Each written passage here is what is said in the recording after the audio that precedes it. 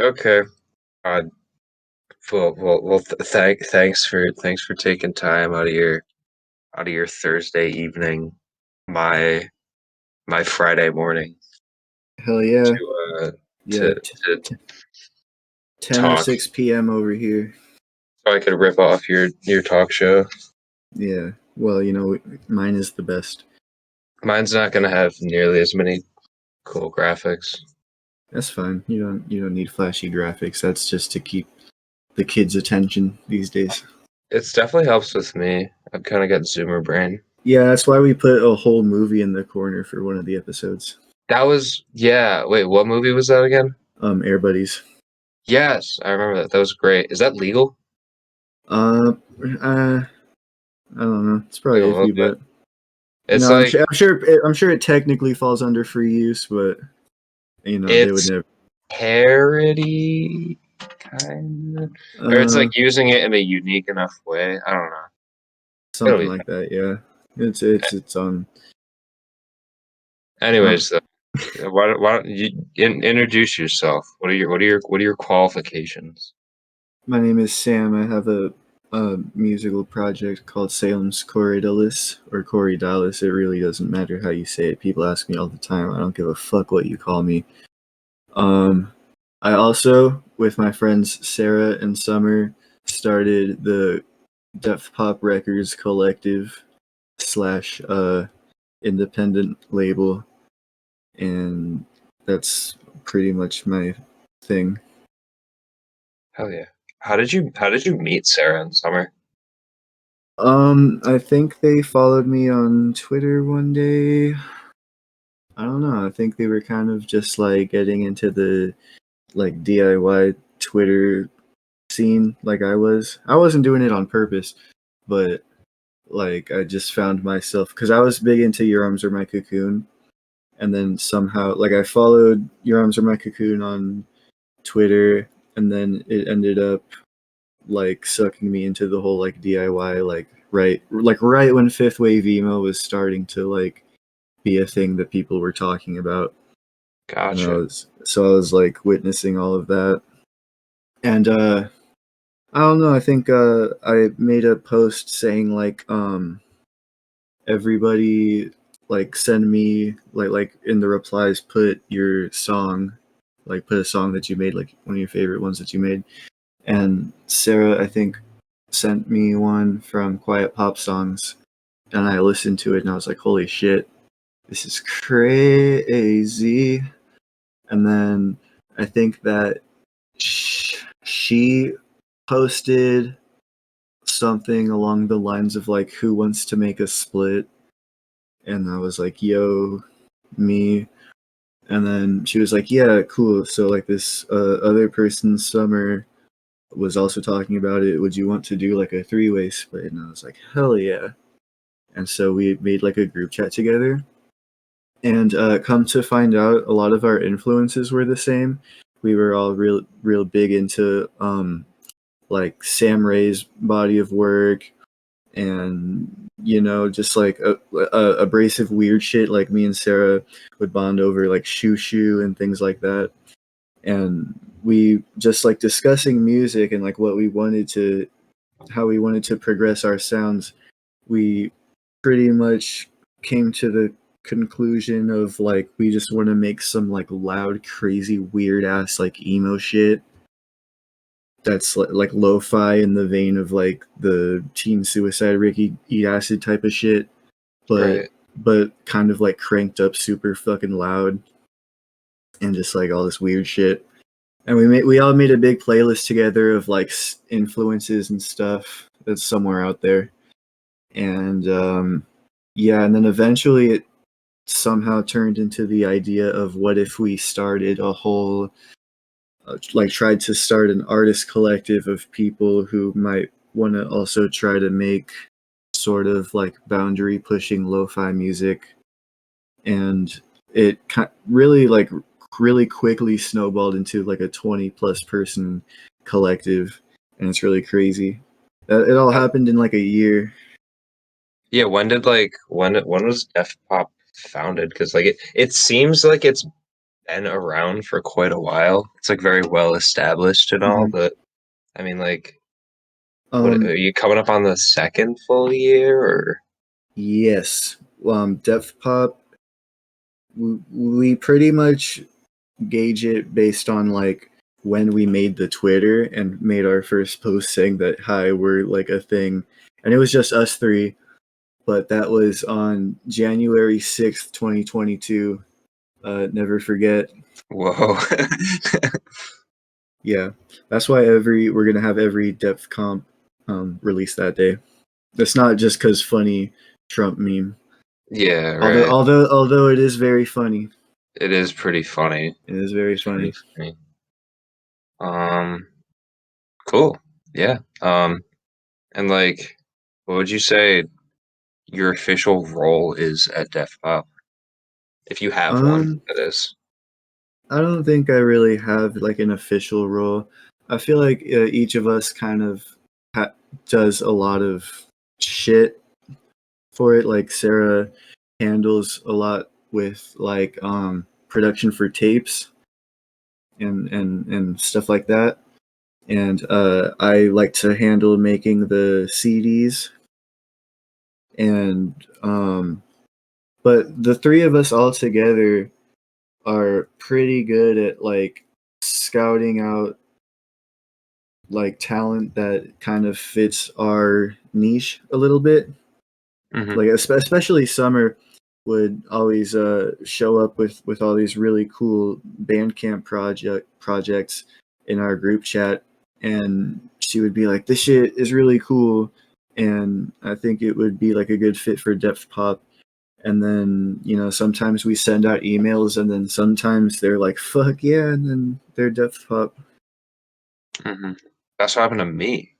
That is what happened to you. I remember she sent us your first EP, and like as soon as like the first time I heard it, I knew I was like, fuck, like there's this is gonna be a thing. It Like we was got it it. was it was crazy because I was like I didn't really promote it much. I just like Yeah. put it out and like posted it on my Instagram page. But like y'all emailed me like the day after, I want to say. Like I put it out at Yeah. like probably like evening and then like the following day I got an email about it. I was like, "Oh shit." Yeah, it was something like that. I remember. Yeah, Yeah. because I don't know. I think that Summer must have just been like searching through like the Bandcamp tags or something. I'm glad I used the right tag. Yeah. Yeah. Yeah, it was really cool. And that's also how we came across Maya from Maya is Dead Soon. Hell yeah. Yeah, I feel like there's Or another one that afterlife date. Is it's afterlife dating now, right? Afterlife Dating. That's what I meant. Yeah, fuck, I'm tripping. Um, what was I? What's the my afterlife dating little paper origami figure also glitter in your lungs, right? Oh yeah, yeah. She's glitter in my lungs. Yeah, Glitter that's how in we my lungs. Yes. glitter in my lungs is actually the project we found her with because the Maya is Dead Soon self-titled wasn't like finished being made yet. Gotcha. There was the glitter in my lungs, which was like the like chiptune screamo type project, and Yeah, there which is some like real ass shit. yeah, it's really Like crazy. really fucking good. Yeah, I remember hearing that, and Very I was like, overlooked. yeah, I remember like Summer sent us that, like I said, and we were just like, this is so fucking depth pop. Like this is exactly what we wanted, like our shit to sound like, pretty much. Right. And so we were like, fuck, we gotta like say what's up, like yo, depth pop. And yeah, I don't know, depth pop. It all came together really quickly between like people who were like kind of just like closely acquainted with us and just like wanted in on it, or like friends and stuff. Like even like early on, like we started getting people kind of quick.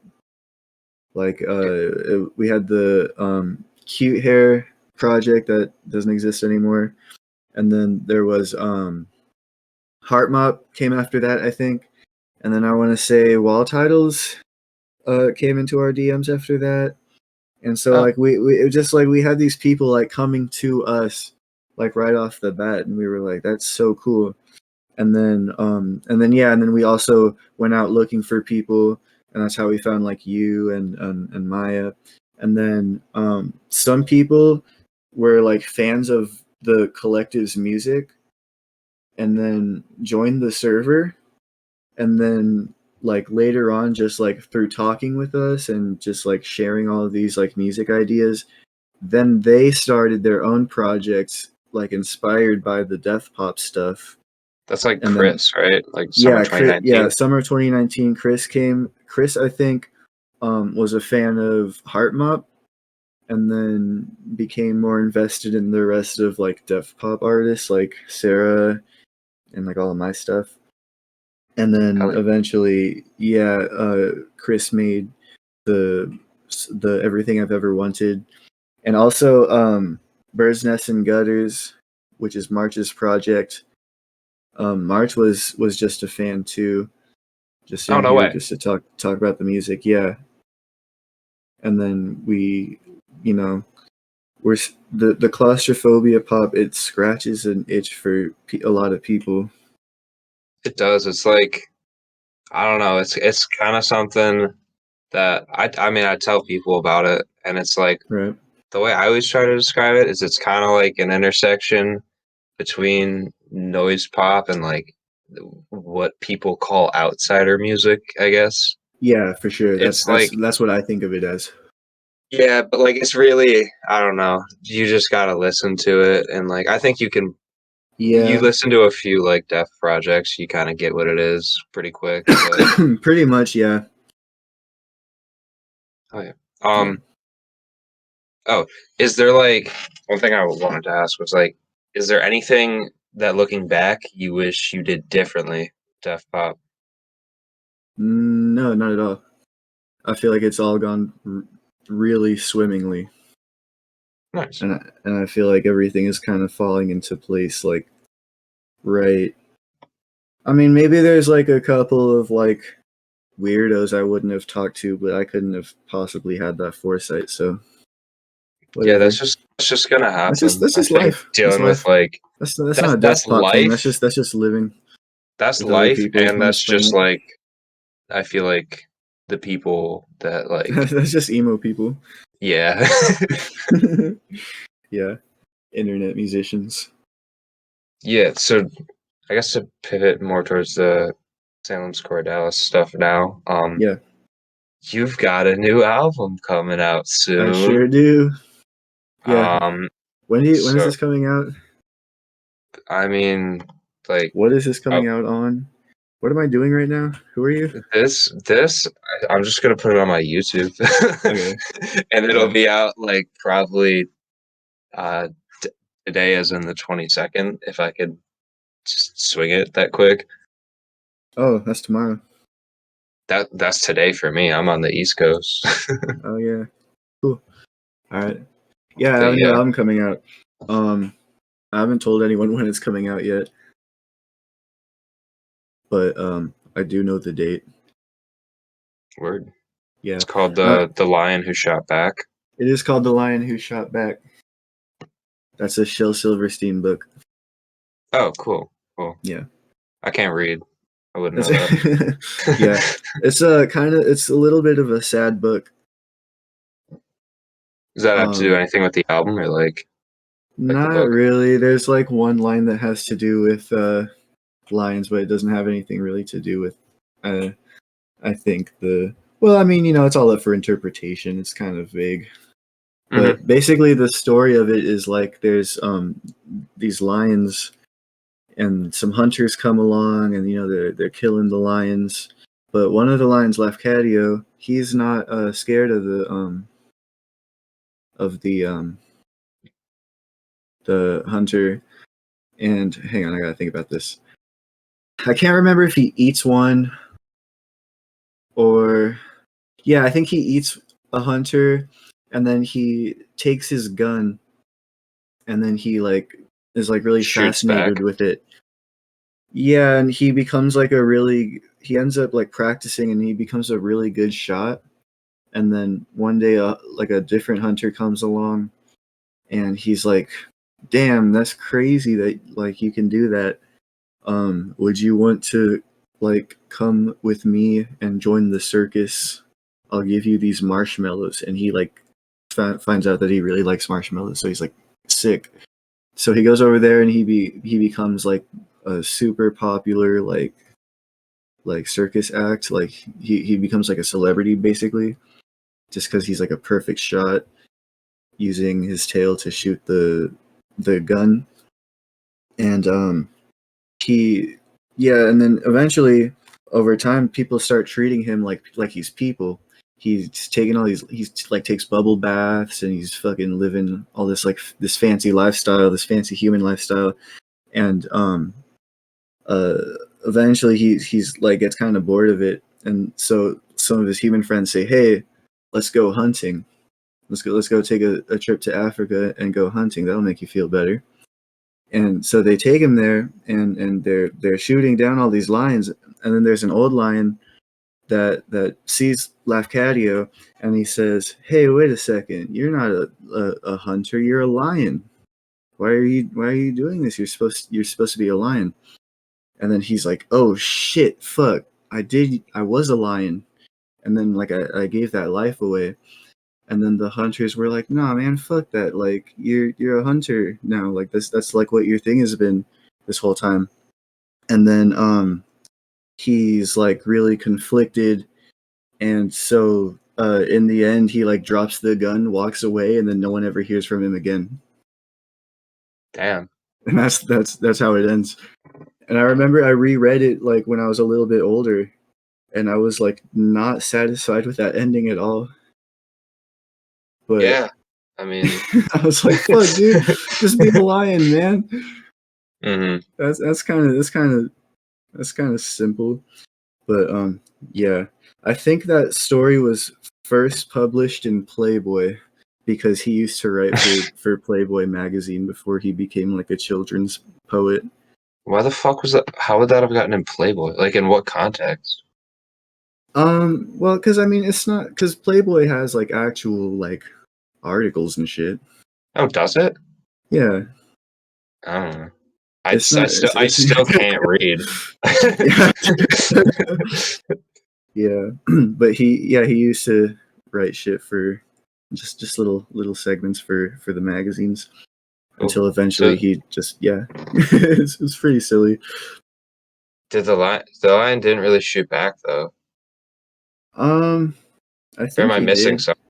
I think he did shoot back. I think I can't remember if he ate the hunter. He probably shot the hunter. I probably fucked that up because he did shoot back because he learned to use the gun. Oh, well, yeah. There you go.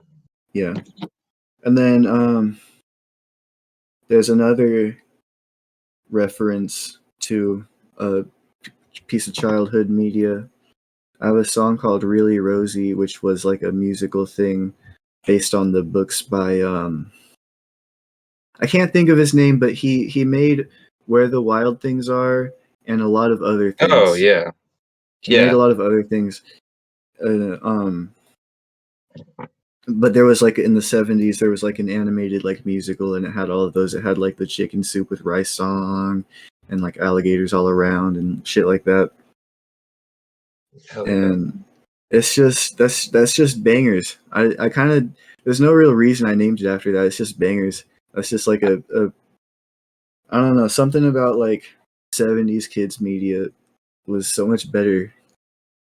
Yeah, They I they gotta they, they like treated the kids like they were like smarter than they gotta do now. revisit Where the Wild Things Are, because like I only realized like recently, like thinking back to it, I was like, that was like a very beautiful piece of work. It really is, yeah. Just like visually on its own, even like it's just very nice.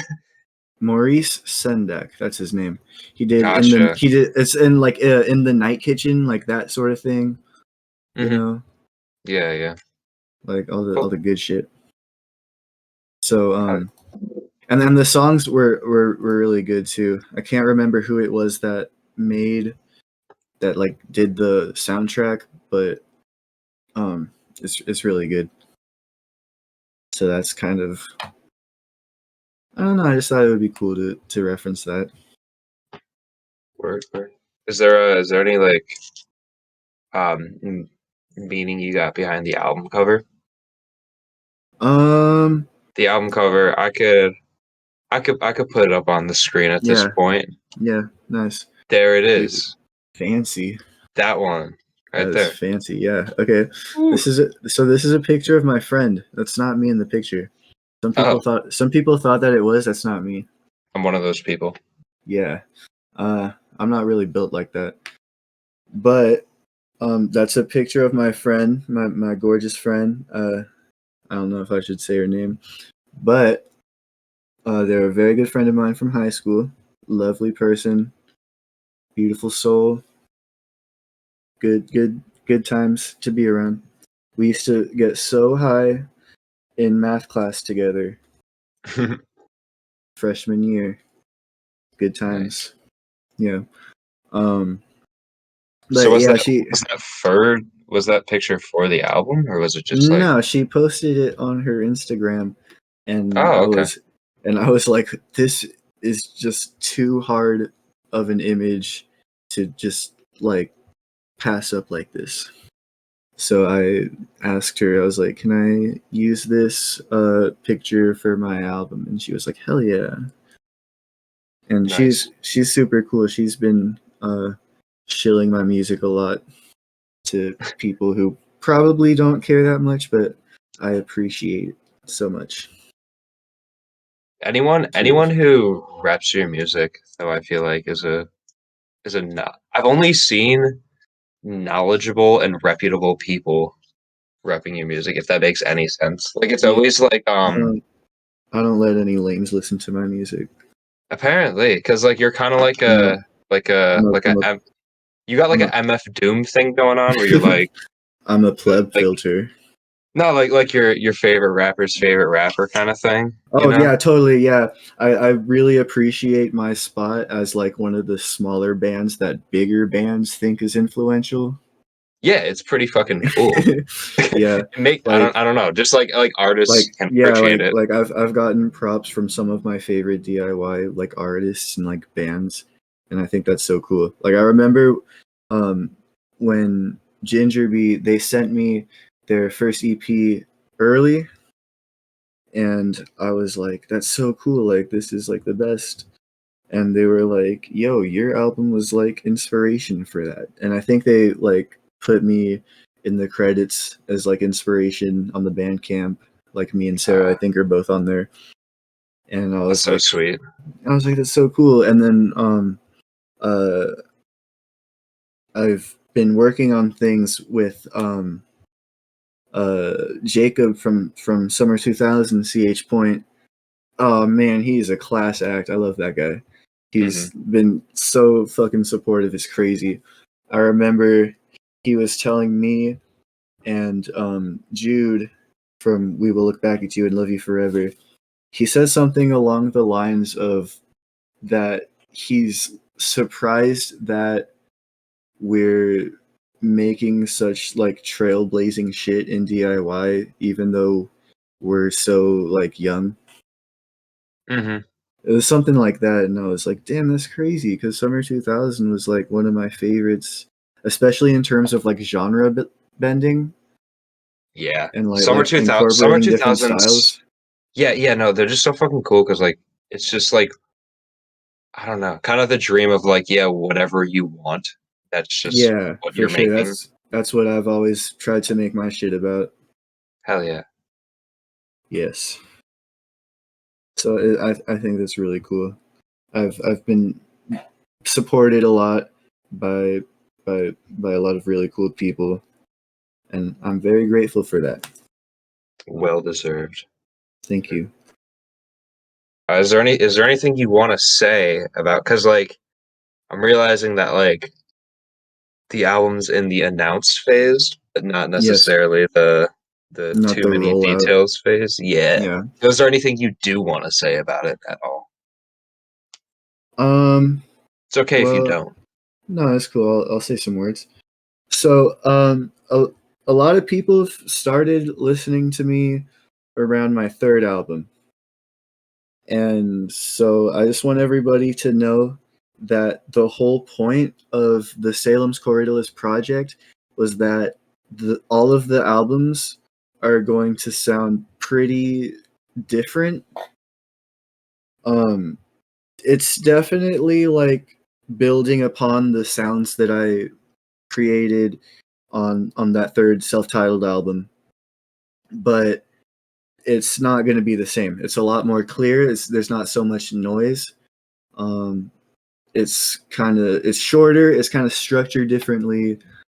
It's I don't really know how to explain it, but it's not going to sound the same as my last album. So if you're expecting more of that, I'm sorry. Maybe someday I'll make a EP, or I've because I try to do like different styles for each one of my albums, and I've been thinking maybe someday I'll make some like EPs to expand on those styles that I'd done before, like Hmm. kind of just like an expansion for it if there's any era that was particularly popular. But I don't know. That's probably for later on. But On that note, real quick, like yeah. what, like I think it'd be good if you described your previous works, because like Okay, you yeah. know, if people don't, if you're saying like people don't necessarily know what they are, like you Right. know, so like what was like Some a people do. So basically my first album is called It Was Never Meant to Be. That was the first um musical project I ever saw through to the end. Um basically excuse me, hang on. So basically it was New Year's of 2020, and I was listening to like a fuck ton of like Weather Day and like Glass Beach, so I could kind of like feel that there was going to be a resurgence of like interest in more lo-fi and synth heavy genre bending sort of emo music. Mhm. And I knew that I wanted to do something like that because in like 2017, I was like getting into like all of the, you know, like Midwest emo bands and all that stuff. And then I started to really get into the ones that leaned more into the experimental side. And I remember like searching and like trying to find more bands that had that sound, which eventually fifth wave emo pretty much that scratches that itch for me for the most part. Mhm. But back then it was like you had Hecra, Brave Little Abacus, Girlfriends, Nouns. Pink Pots came around in like 2018, and that was pretty big for me. Um, but yeah, that was pretty much all I had for in terms of like inspiration for that kind of like. I mean, obviously, there's other stuff that incorporates like transcore and stuff like that. But I was kind of, I don't know. There's something about those ones. If you know, you know. Mhm. There's just like a certain like energy about those projects, and um, basically, I just wanted to fucking release something. So New Year's of 2020, I decided I was gonna stop fucking around because I tried to make bands with all these people locally, and it just never worked. Like I don't know. I don't think these people probably even knew how to play. Yeah, But that's how it goes sometimes. yeah, and you know, I tried and failed at least 4 or 5 times to make a band, and I was like, all right, this is stupid. I'm just gonna do my own thing at this point. And I wasn't comfortable enough yet to try to do screaming for my music.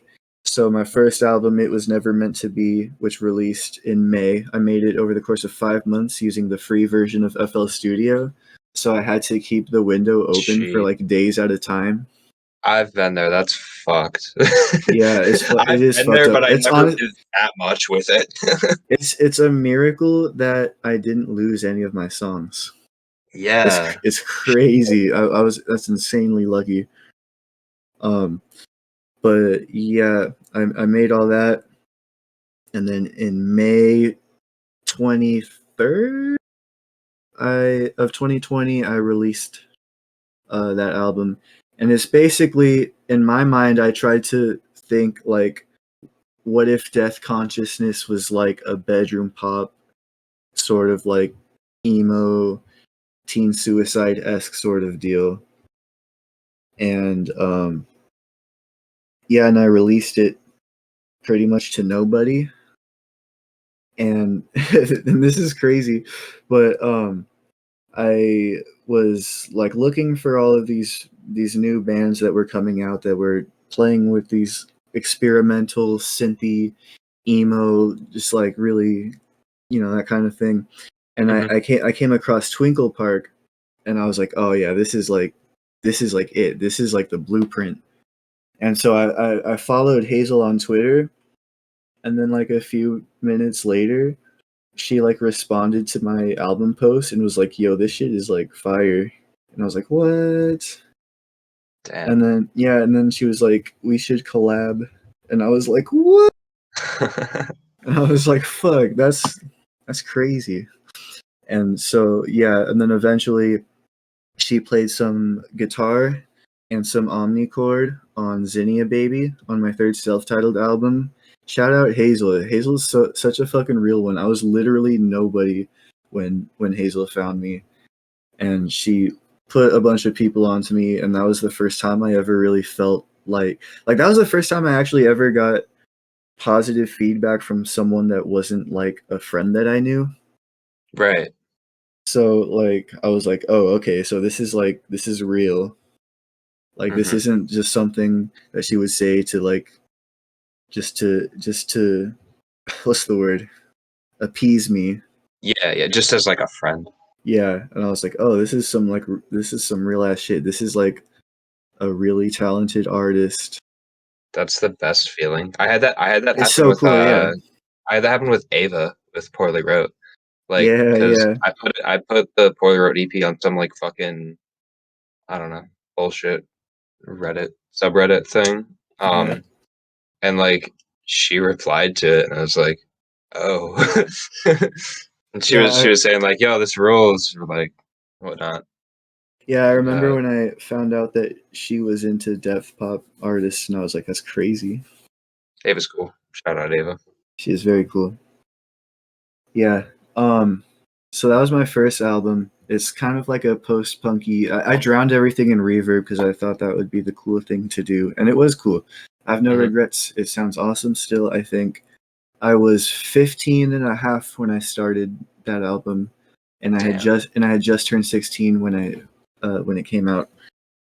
So I think for that, and for being my first project, and for using the shitty FL Studio situation, I think that I'm really proud of that one. I Hmm. think like that one and my third one, I think, are incredibly special to me. And then my second album, Wherever You Are, I got really into Duster and just kind of the whole notion of slowcore, and I just wanted to try my hand at that. It's less noisy than my first album because I felt like maybe I should cool it with the noise just for a little bit. Hmm. Uh, I kind of had it planned out where like my first one was gonna be like my crunchy, like mysterious, like kind of gothy shoegaze emo sort of deal. And then my second album I knew was going to be my slowcore, not as lo-fi, but still lo-fi sort of deal. And then my third one I knew was going to be the one that I had one like in my head around the time I started this project, I knew I wanted to make something like really crazy and something that had a lot more energy to it than what I was doing before. Because, like, if you listen to my old music, a lot of it is really slow and, like, kind of just like my voice is a lot more relaxed. Like, I Hmm. wasn't hitting like crazy ass notes like I am in like Salem's Catharsis. Yeah, yeah. Like the third album in particular to me sounds Hmm. like I don't like I listened to that and it's like fuck how do I put this? It's like definitely an album. You know what I mean? Rather Yeah, than just like a collection of works. Like it's definitely right. a very cohesive thought. Not to say the Yeah, others aren't, but like it really shines through in the self-titled yeah, to me. yeah. I spent a really long time trying to think of how everything should be sequenced and what aspects of which musical styles I should be incorporating. And I don't. I wrote it down somewhere, and I think it's up on Rate Your Music. Let me check because it took me a long time to make this album. So between June of 2021 and October of 2022 is how. Man, So it took me like a little bit more than a year to put it all that's together. that's pretty much a year and a half. Pretty much, yeah. And just because like I had really high expectations, like I wanted to make something that like no one had really heard before, kind of. And I mean, like, it's like obviously like stuff that's similar came out around that time, but I think in terms of um really like loud, crunchy, and spontaneous production, I think it kind of is unique just because it's like really sloppy sounding, I think. Well, yeah, no, and it's got that claustrophobia charm that like Yeah, yeah, it's genuinely just sets it apart from the rest of like the whole fifth wave thing to me. It's like yeah. definitely like I don't know, not just emo. There's a Oh lot yeah, more. no, it's definitely not just emo. I'm looking at the Rate Your Music page for it right now. It says it's slacker rock, bedroom pop, Midwest emo, noise pop, hypnagogic pop, screamo, experimental rock, and post-industrial. I think that's That's a lot of words. yeah. I think that's pretty much that's pretty much correct. I'd say.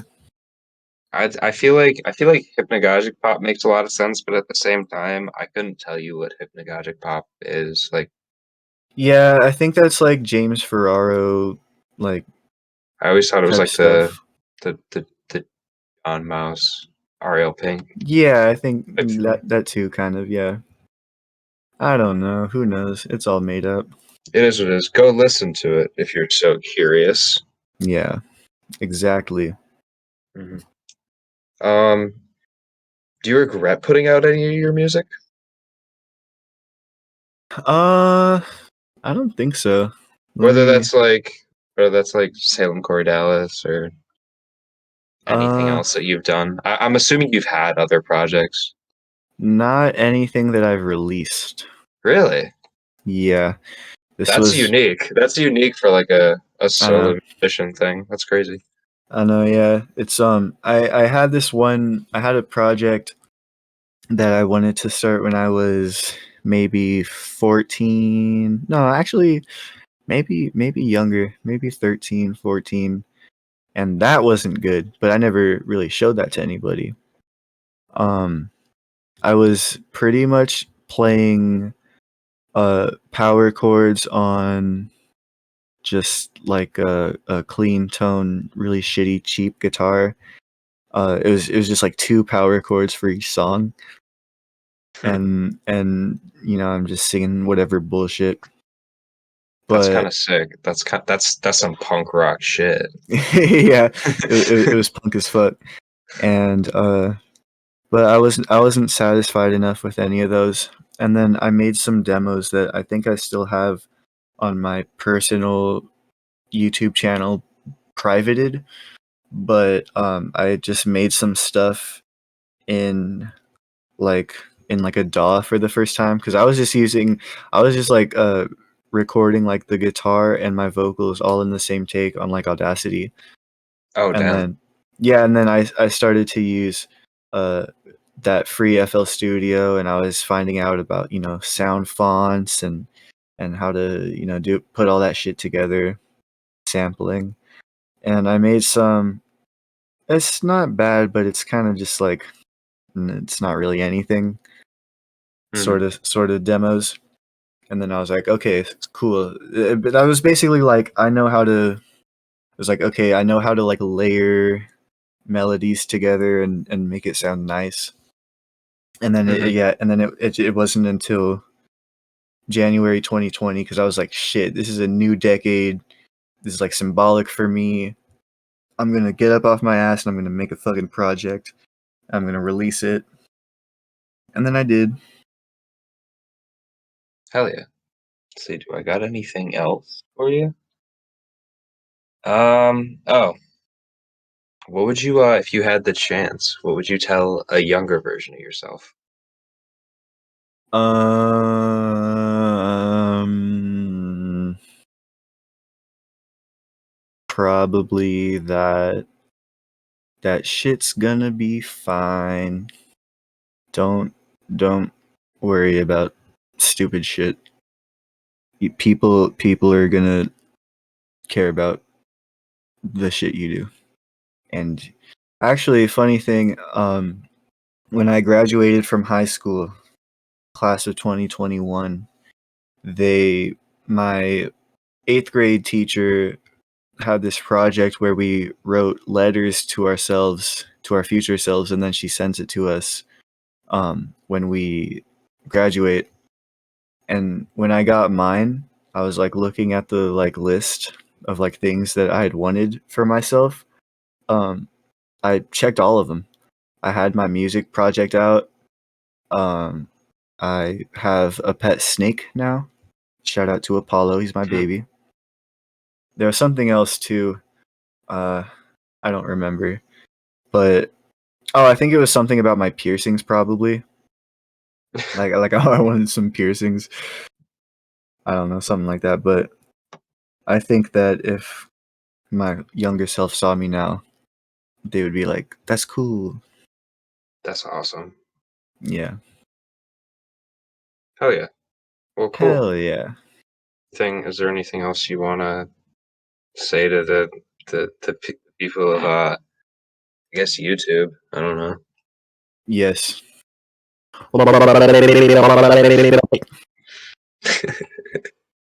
Cool.